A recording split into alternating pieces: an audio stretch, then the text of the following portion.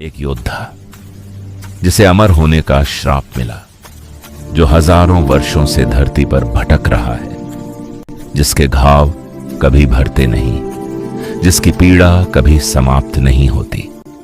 महाभारत के अनुसार वह योद्धा है अश्वत्थामा। अश्वत्थामा महान गुरु द्रोणाचार्य का पुत्र था। उसके जन्म के समय ही उसके माथे पर एक दिव्य मणि थी। यह मणि उसे भूख, बीमारी और मृत्यु से भी बचाती थी। अपने पिता से शिक्षा लेकर अश्वत्थामा महाभारत के सबसे शक्तिशाली योद्धाओं में से एक बना। कुरुक्षेत्र का युद्ध धरती का सबसे भयानक युद्ध। कई दिनों तक देवताओं जैसे योद्धा एक दूसरे से लड़ते रहे, लेकिन युद्ध के दौरान द्रोणाचार्य की मृत्यु हुई। जब अश्वत्थामा ने अपने पिता को मृत देखा, उसका हृदय क्रोध से भर गया। युद्ध के अंत भीम और कौरवों के राजा दुर्योधन के बीच भीम के एक भयंकर वार से दुर्योधन गिर पड़ा। कौरवों की हार तय हो चुकी थी। जब अश्वत्थामा ने घायल दुर्योधन को देखा, उसका क्रोध पागलपन में बदल गया। उसने कसम खाई कि वह पांडवों का वंश खत्म कर देगा। उसी रात अंधेरे में अश्वत्थामा पांडवों के शिविर में घुस गया, लेकिन उसने पांडवों को नहीं, उनके सोते हुए पुत्रों को मार दिया। लेकिन अश्वत्थामा का क्रोध यही नहीं रुका। उसने चला दिया सबसे भयानक अस्त्र, ब्रह्मास्त्र।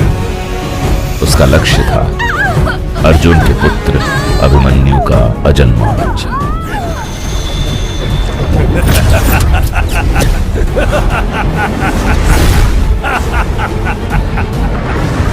दिव्य अस्त्र आकाश को चीरता हुआ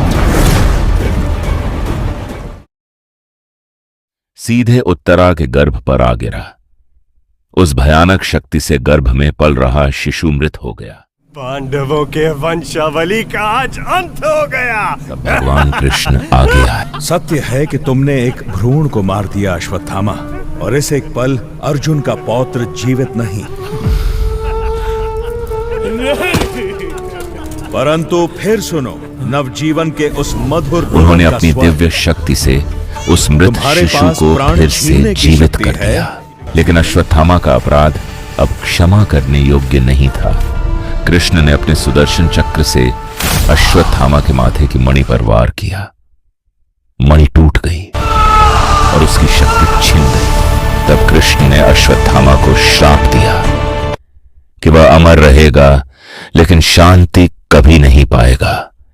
उसके घाव कभी नहीं भरेंगे। वह हजारों साल तक इस धरती पर भटकता रहेगा, अकेला, पीड़ा में और बिना मृत्यु